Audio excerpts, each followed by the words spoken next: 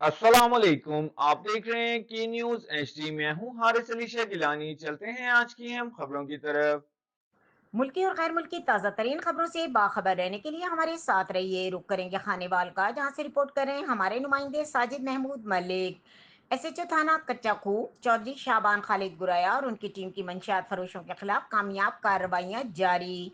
बदनाम जमाना मंशियात फरोश अब्दुल खालिक अब्दुल सत्तार गिरफ्तार। 8,800 ग्राम चर्स बरामद, मुकदमा दर्ज कर लिए गए।